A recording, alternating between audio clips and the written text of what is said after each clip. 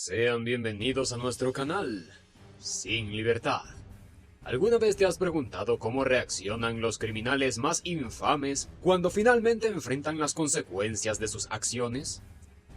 Prepárate para un viaje emocionante y lleno de misterio, mientras exploramos las reacciones más impactantes y desconcertantes de los criminales al recibir su condena. Desde lágrimas de arrepentimiento hasta expresiones de total desafío. Cada reacción es una ventana al alma de aquellos que han desafiado la ley y ahora enfrentan su destino. Así que quédate hasta el final porque lo que estás a punto de ver te dejará sin aliento. Y además, tenemos una gran sorpresa para los suscriptores. Muy bien, ahora sí, comencemos. Aunque Philip Chins podría pasar desapercibido como un adolescente común, el estudiante de 9º grado en la escuela secundaria Thayers, Massachusetts, tenía solo 14 años cuando enfrentó cargos de asesinato en primer grado, robo a mano armada y violación en el Tribunal Superior de Salem. Todo esto después de perpetrar un atroz ataque contra Colin Richter, un maestro de matemática de 24 años, en el baño de su escuela. Richter era descrito por amigos, familiares y colegas como un brillante, siempre dispuesto a arrancar una sonrisa. Era conocido por su devoción hacia sus estudiantes y su pasión por enseñar. Su naturaleza amable y comprensiva lo convirtió en un favorito entre los estudiantes y un modelo a seguir en la comunidad escolar. Sin embargo, esta misma amabilidad lo puso en peligro cuando, inocentemente, le pidió a Chins que se quedara después de clases para ayudarlo con sus estudios, sin percatarse de las oscuras intenciones del joven. Chins, quien ya había tramado un plan siniestro días antes, vio en esto la oportunidad perfecta para llevar a cabo su macabra empresa. Aunque nunca proporcionó una explicación clara sobre por qué deseaba hacer daño a su maestro, algunos sugieren que el incidente se desencadenó cuando Richter mencionó la reciente mudanza del adolescente desde Tennessee durante una discusión, desencadenando una reacción notablemente molesta en él. Este episodio podría haber sido la chispa detrás del trágico evento. El día del crimen, las cámaras de seguridad captaron meticulosamente cada movimiento de Chins, revelando una planificación meticulosa que sugiere una premeditación cuidadosa, desde llevar bolsas con herramientas hasta seguir a Richter al baño de mujeres. Todo parecía estar calculado con antelación. Una vez dentro del baño, Chins desató su violencia de una manera escalofriante. Atacó a Richter brutalmente, apuñalándolo repetidamente en el cuello con un cortador de cajas. La víctima fue encontrada más tarde con 16 heridas de arma blanca. Después del horrendo acto, Chins continuó con su día como si nada hubiera pasado. Se sabe que utilizó las pertenencias robadas de Richter para sus propios fines, incluso su iPhone y sus tarjetas de crédito. Incluso tomó el tiempo de salir temprano de la escuela para comprar boletos de cine con la tarjeta de crédito de su víctima. Mientras tanto, la comunidad escolar estaba desconcertada por la misteriosa desaparición de Richter. Las alarmas sonaron cuando se descubrió sangre en el baño de la escuela, así como en el contenedor de reciclaje. La policía, en su búsqueda inicial, se topó con la ropa manchada de sangre de Chins cerca de un sendero en el bosque detrás de la escuela. Este descubrimiento elevó las sospechas sobre este joven. Finalmente, fue arrestado después de que se le identificara como el principal sospechoso en la desaparición de Richter. En el momento de su detención, se encontraron numerosos artículos pertenecientes a la víctima en su posesión, incluida su ropa interior manchada de sangre, sus tarjetas de crédito y su bolso. Después del interrogatorio, la policía obtuvo información de Chins que los llevó a descubrir el cuerpo de Richter en un área boscosa cerca de la escuela. Este trágico evento dejó a la comunidad escolar y a la sociedad en general conmocionadas y llenas de preguntas sin respuestas. ¿Qué llevó a un joven aparentemente normal a cometer un acto tan horrendo? ¿Y cómo pudo pasar desapercibido durante tanto tiempo antes de ser atrapado? Estas preguntas siguen siendo el foco de intensas investigaciones y debates en la búsqueda de respuestas y justicia para la víctima y su familia. Número 2. Ahora pasamos al caso de Anthony Kirkland, en Cincinnati, Ohio. Kirkland ya había cumplido una condena de 16 años por el asesinato de su exnovia antes de comenzar una nueva ola de terror. En el lapso de 3 años acabó con la vida de 4 mujeres, incluyendo 2 adolescentes. Fue su arresto tras el cuarto asesinato lo que lo puso bajo el foco de la investigación. Lo atraparon con el reloj de una de las víctimas, convirtiéndolo en el principal sospechoso. En el tribunal enfrentó los cargos de los horribles crímenes cometidos y durante el proceso aparentemente se desmayó. Posteriormente, Kirkland fue declarado culpable de todos los cargos y sentenciado a la pena de muerte, esperando su ejecución en el corredor de la muerte de la institución correccional de Chillicothe. Número 3. En el puesto número 3 tenemos a Nico Jenkins, en Omaha, Nebraska, quien enfrenta cargos por asesinatos múltiples. Jenkins se ganó la infame reputación de ser un asesino en serie estadounidense de rápida acción. Sorprendentemente, apenas 2 semanas después de ser liberado de prisión tras cumplir una condena de 10 años y 6 meses por robo de auto a la edad de 15 años, comenzó su macabra obra de crímenes.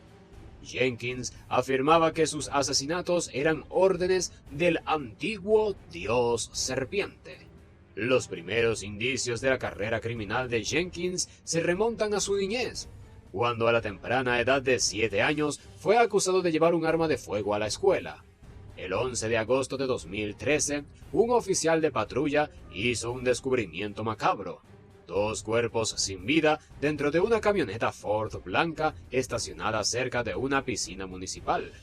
Ambos cuerpos tenían disparos mortales en la cabeza y sus prendas estaban al revés en los bolsillos. Jenkins sedujo a sus víctimas a través de encuentros pasionales con 2 mujeres. Su serie de asesinatos fue asombrosamente rápida.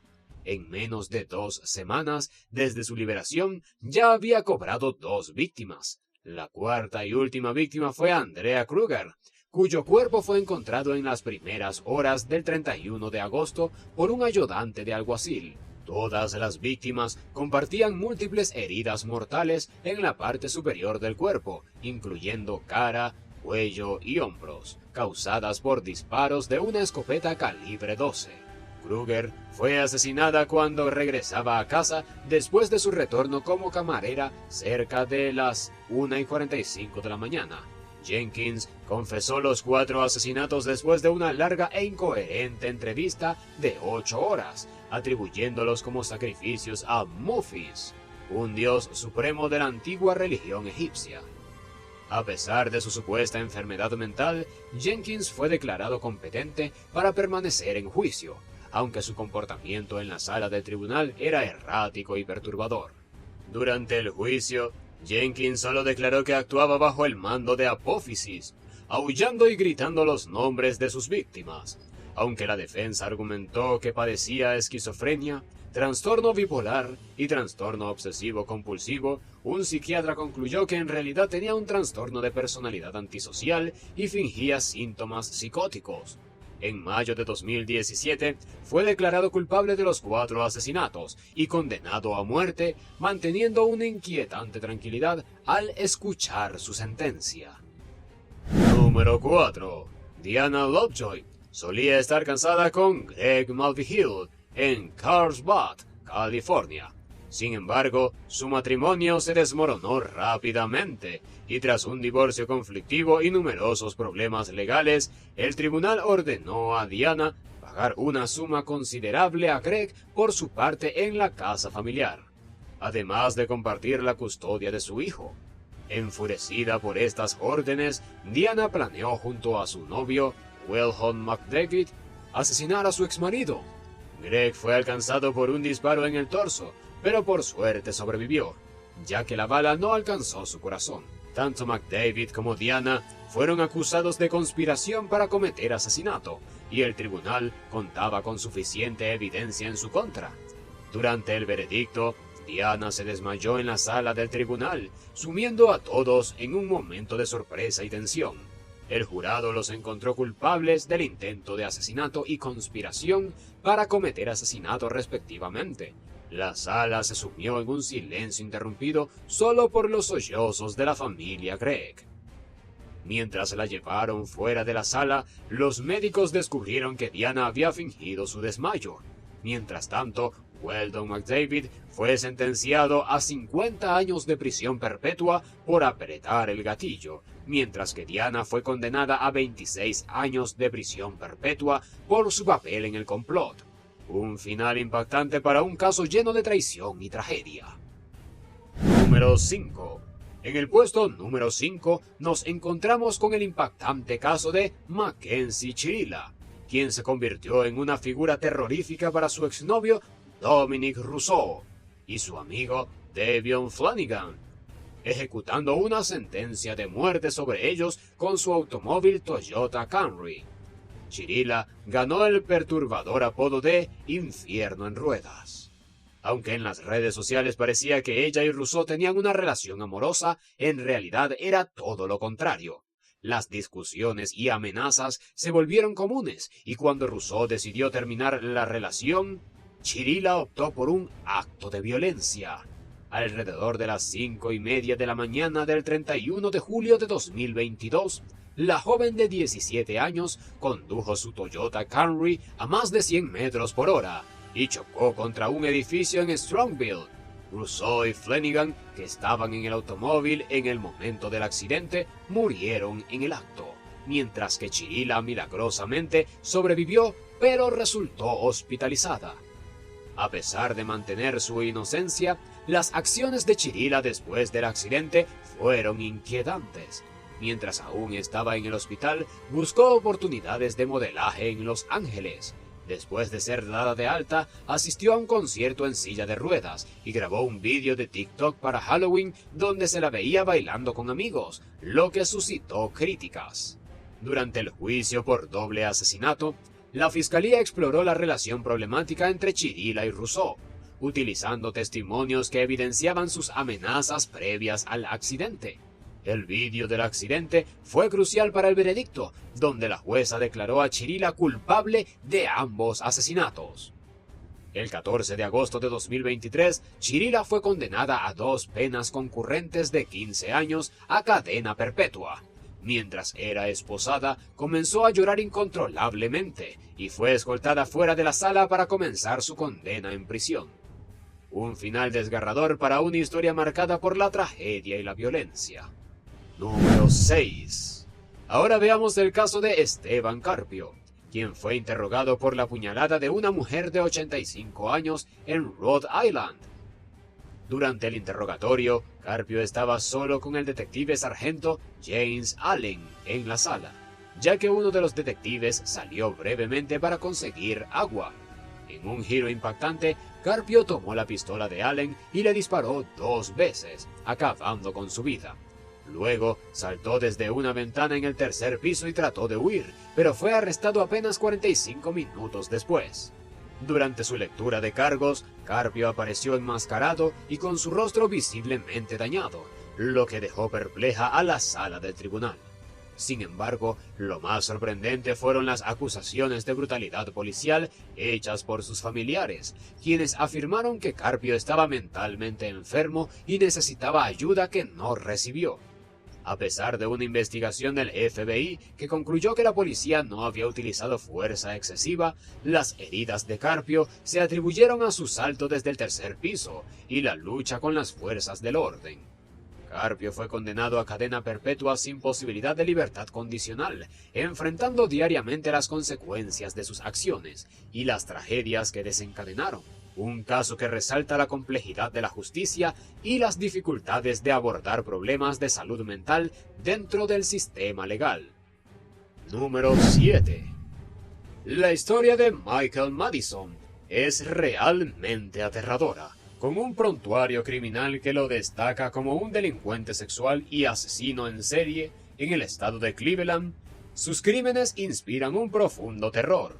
En un periodo de 9 meses entre 2012 y 2013, a la joven edad de 35 años, fue acusado de asesinar a 3 mujeres. Nacido el 15 de octubre de 1977 en circunstancias difíciles, con un padre ausente y una madre que lo sometió a abusos, Madison creció en un entorno tumultuoso. El 19 de julio de 2013, la policía respondió a un olor nauseabundo emanado de un garaje alquilado por Madison, descubriendo 3 cuerpos en diferentes ubicaciones, todos envueltos en bolsas plásticas y dispuestos con precisión. Tras su arresto, Madison mostró poco remordimiento y hasta sonrió al padre de una de sus víctimas en la corte. Fue acusado de 3 cargos de homicidio agravado y en 2016 fue sentenciado a muerte. Su reacción impasible durante la lectura de la sentencia dejó claro que ya no podrá causar más sufrimiento a los familiares de sus víctimas. El caso de Michael Madison es un recordatorio sombrío de la maldad que puede residir en la humanidad y la importancia de la justicia para poner fin a tal atrocidad. Su presencia en el corredor de la muerte es un cierre necesario para aquellos que sufrieron a manos de su violencia sin sentido. Número 8.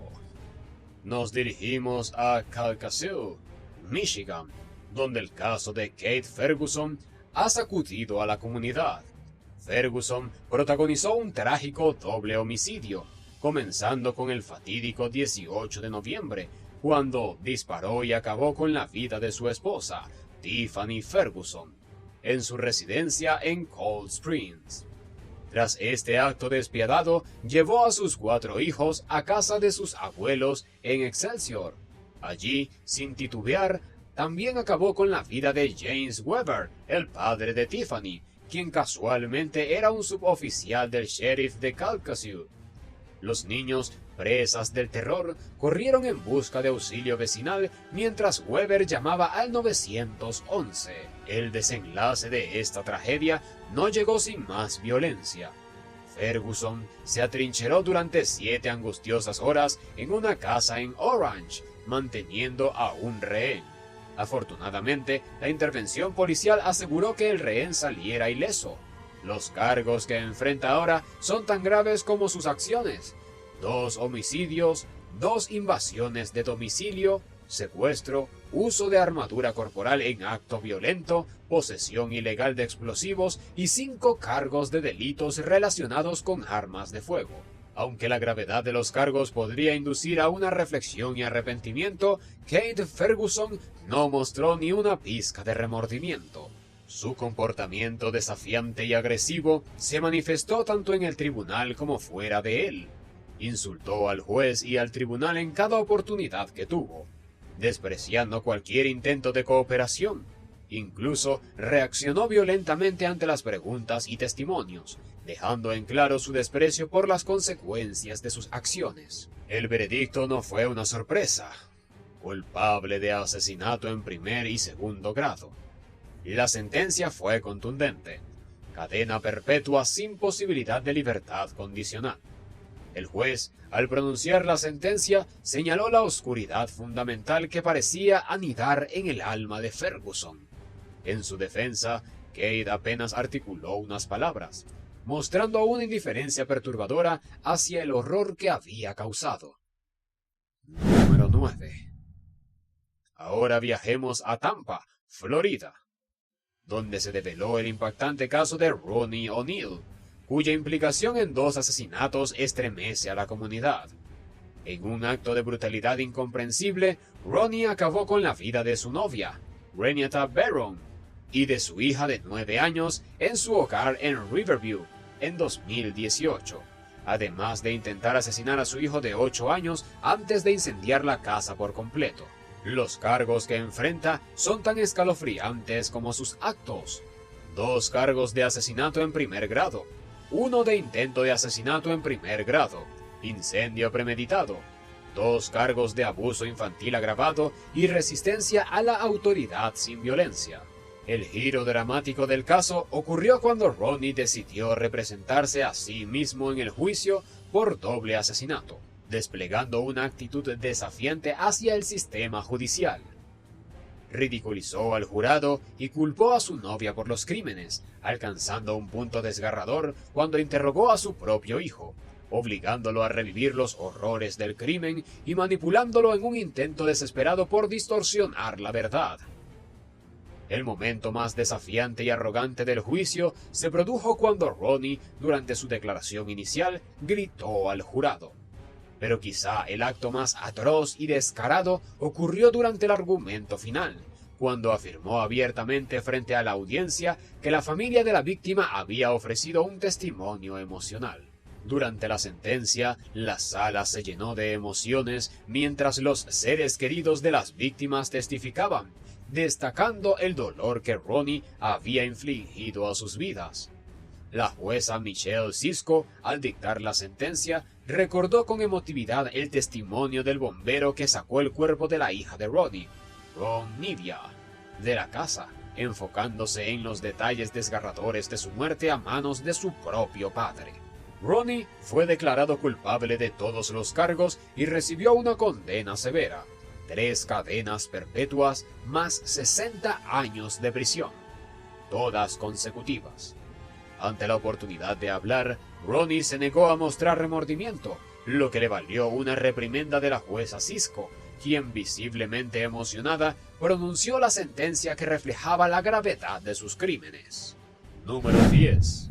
Conocido como Ruin Stone, un hombre de Colorado se convirtió en protagonista de una ola de crímenes que capturaron la atención de 5 condados, transmitidos en vivo por el helicóptero de una estación de noticias. Stone fue condenado por el robo de 3 vehículos, uno de ellos con un niño de 4 años dentro. Su escapada temeraria llevó a la policía en una persecución a velocidades vertiginosas, superando las 100 millas por hora. El relato del caos revela momentos de peligro extremo. Stone golpeando a un policía mientras intentaba colocar estrellas de clavos en la carretera, luego arrastrando a otra víctima de su vehículo y huyendo a pie por una intercepción transitada. Desesperado, se deslizó en el hielo, perdiendo su chaqueta en el proceso. La persecución finaliza cuando Stone, sin salida, se rinde ante las autoridades. En la cárcel, Stone alardea con sus amigos sobre su fama en Internet, insistiendo en que debería recibir dinero por ello. Durante su comparecencia ante el tribunal, Stone atribuye su comportamiento a estrés emocional y consumo de drogas, buscando justificar sus acciones. El juicio, una experiencia estresante de 1 semana y media, culmina con la condena de Stone por 18 cargos, incluido intento de homicidio culposo, abuso infantil y agresión. El juez dicta una sentencia severa: 160 años de prisión. Un final contundente para una serie de crímenes que sembraron el caos y el peligro en múltiples comunidades. Número 11. El caso de Jeremy Christian estremeció a la sociedad con su despiadado ataque en un tren MAX, por el cual enfrentó una condena de cadena perpetua. Christian, lejos de mostrar arrepentimiento, insultó a las víctimas e incluso las culpó por el brutal ataque. Su explosión de violencia, desencadenada en parte por los comentarios de Demetria Hester sobre un encuentro previo, fue solo el inicio de su comportamiento despreciable. No contento con sus acciones atroces, Christian lanzó insultos raciales, amenazó la seguridad del tribunal e incluso profirió amenazas de muerte contra las víctimas y sus familias en la misma sala de audiencias. Los sobrevivientes, como Mitch Fletcher, quien recibió puñaladas en el cuello, relataron sus temores y desafíos en la vida cotidiana, mientras Christian, en su declaración final, se negaba a asumir la responsabilidad por sus actos y pretendía justificarlos. A pesar de sus intentos de evadir la culpa y de afirmar que estaba ejerciendo su libertad de expresión, los testigos del ataque describieron cómo Christian desató un torrente de odio contra musulmanes, cristianos y judíos antes de perpetrar los apuñalamientos mortales. La jueza Cheryl Albert La jueza Cheryl Albrecht del circuito del condado de Multnomah dictaminó una condena severa, cadena perpetua por el asesinato de 2 pasajeros y más de 25 años de prisión adicionales por el intento de asesinato en primer grado de Mick Fletcher, así como por agresión y crímenes de odio contra una mujer negra y 2 adolescentes. Aunque los abogados de Christian buscaron una sentencia más indulgente, argumentando que la cadena perpetua con un mínimo de 30 años era la máxima posible, la jueza Albrecht estuvo de acuerdo con los fiscales y le impuso una verdadera cadena perpetua. Jeremy Christian, con esta sentencia, nunca volverá a experimentar la libertad fuera de las paredes de la prisión. Número 12. Jonathan Nelson, uno de los 3 líderes del club de motocicletas Hell Angels en Sonoma, fue encontrado culpable de asesinato en ayuda de extorsión después de un juicio de 9 semanas. El juez del distrito, Edward, determinó que Nelson y Taylor estaban involucrados en una empresa criminal que abarcaba una amplia gama de violencia en la ciudad, incluidos robos, asaltos, intimidación y asesinatos. El fiscal James subrayó que los veredictos fueron el resultado de una investigación exhaustiva y envió un claro mensaje a otras organizaciones de que sus actividades ilícitas no serían toleradas por el Estado. El agente especial Reckham del FBI destacó la colaboración de diversos socios de la agencia, incluida la Patrulla de Carreteras de California, en el éxito del caso. El juicio se centró en el asesinato de Joel Silva, un exmiembro de los Hell Angels del condado de Sonoma, que según la fiscalía fue planeado por Nelson. Nelson colaboró con otro miembro de la organización, amigo de la familia de Silva, quien se encargó de llevar a la víctima al Fresno, donde se cometió el crimen y se incineró el cuerpo. Se demostró que la organización participó en el crimen mediante la intimidación de testigos, la extorsión, el tráfico de drogas y el robo. Los testigos relataron cómo Hell Angels amenazaban a cualquiera que denunciara sus actividades ante las autoridades, poniendo en peligro la vida de ellos y sus familias. Los 3 acusados culpables de participar en el asesinato de Silva también fueron encontrados culpables de conspirar con organizaciones corruptas influenciadas por mafiosos. Nelson también fue acusado de portar un arma de forma violenta en ayuda de extorsión. La sentencia fue cadena perpetua obligatoria. Número 13. Cami Gaymet se convirtió en el centro de atención por el brutal asesinato de su novio, Marcel Hill, y su sorprendente falta de remordimiento durante el juicio. Alegó que actuó en defensa propia, creyendo que Hill era un intruso en un oscuro apartamento en Lansing Avenue. Sin embargo, los informes revelaron que Gaymet apuñaló a su novio repentinamente con un cuchillo, causándole 11 heridas graves mientras ella resultaba ilesa. A pesar de las pruebas abrumadoras en su contra, Gaymet negó rotundamente los hechos, mostrando una actitud desconcertante de desinterés y desprecio.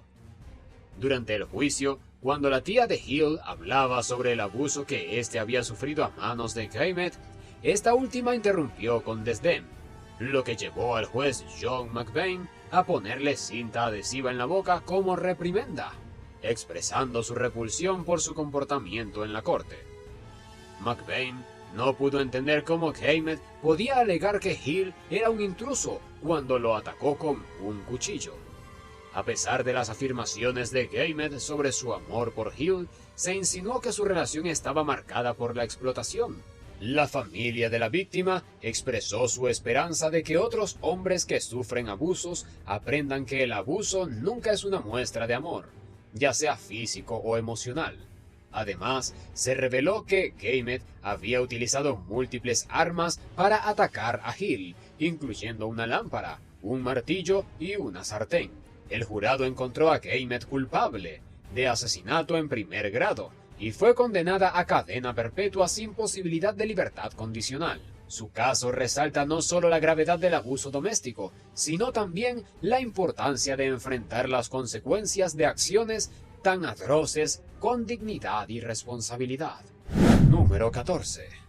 El caso de Malik Terrell nos sumerge en un horrendo crimen perpetrado contra un adolescente inocente, Dennis King. Terrell enfrentó cargos de homicidio intencional en primer grado por el brutal asesinato de King, quien fue golpeado, apuñalado y quemado hasta la muerte en un edificio abandonado, presuntamente por un conflicto relacionado con el robo de un sistema de videojuegos. Después de atraer a King a una casa bajo falsas pretensiones, Terrell lo atacó en un intento de obtener una confesión. Los restos quemados de King fueron encontrados más tarde, y Terrell huyó a Chicago antes de entregarse a las autoridades y ser extraditado a Milwaukee para enfrentar cargos. Durante el juicio, Terrell no mostró remordimiento por sus acciones, aunque se disculpó con la familia de King. Intentó cambiar la culpa alegando que King lo atacó primero, una afirmación que los familiares de la víctima rechazaron, describiendo a Terrell como un matón que intentaba controlar a King. El juez, condenando la crueldad y falta de remordimiento de Terrell, lo sentenció a cadena perpetua sin posibilidad de libertad condicional. Además, se le ordenó pagar restitución al Fondo de Compensación para Víctimas del Crimen. Los familiares de Terrell también enfrentaron consecuencias legales. Sus padres fueron arrestados y su hermano menor se declaró culpable de ayudarlo en el crimen, recibiendo condenas de prisión. El crimen atroz cometido por Terrell arrebató una vida inocente y dejó a una familia destrozada por la pérdida. Nicholas, un joven de 17 años de San Petersburgo, Florida, compareció ante el Tribunal de Circuito de Pasco después de un crimen atroz que lo llevó a ser declarado culpable de asesinato en primer grado, condenado a cadena perpetua. La voz que acabamos de escuchar fue la de Amanda Crawford, hija del oficial de policía David Crawford, de San Petersburgo, quien perdió la vida en un encuentro mortal con Nicholas Lindsay el 21 de febrero de 2011.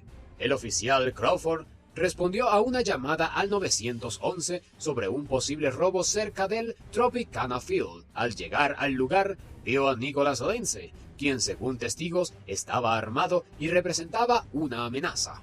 Trágicamente, el encuentro se tornó fatal cuando Lindsay abrió fuego contra el oficial Crawford, quien recibió varios disparos y falleció en el hospital. El asesinato de Crawford desencadenó una intensa búsqueda policial, que culminó con la detención de Lindsay en el apartamento donde vivía con su familia. Con lágrimas en los ojos, Lindsay confesó haber disparado al oficial Crawford, detallando el trágico suceso ante las autoridades y su propia madre. El caso atrajo una gran atención mediática y Lindsay fue acusado formalmente del asesinato de David Crawford. En la sala del tribunal, su padre se disculpó, visiblemente angustiado, mientras que Lindsay mostró sorprendentemente poca emoción durante el juicio. Fue declarado culpable y condenado a cadena perpetua, evitando la pena de muerte debido a su edad. 2 años después, la sentencia de cadena perpetua de Lindsay fue confirmada en apelación, y su reacción aparentemente indiferente al escuchar la decisión del juez causó consternación, especialmente entre los familiares de la víctima, como Amanda Crawford, quien expresó su desaprobación ante los medios. El caso de Nicholas Lindsay, un adolescente condenado por un crimen tan trágico, arroja luz sobre la complejidad y la gravedad de los delitos juveniles, así como sobre el impacto devastador que tienen en las vidas de las víctimas y sus seres queridos. Gracias por unirse a nosotros en este viaje. ¿Cuál de estos casos te pareció el más impactante? Déjalo en los comentarios, que nos encantará leerte. Y bueno amigos, eso es todo por hoy, ya sabes, si el vídeo te ha gustado dale like y compártelo con tus amigos. Y no olvides suscribirte al canal, y al hacerlo, déjanos un comentario con la palabra suscrito, para que podamos saludarte en el siguiente vídeo. ¡Hasta la próxima!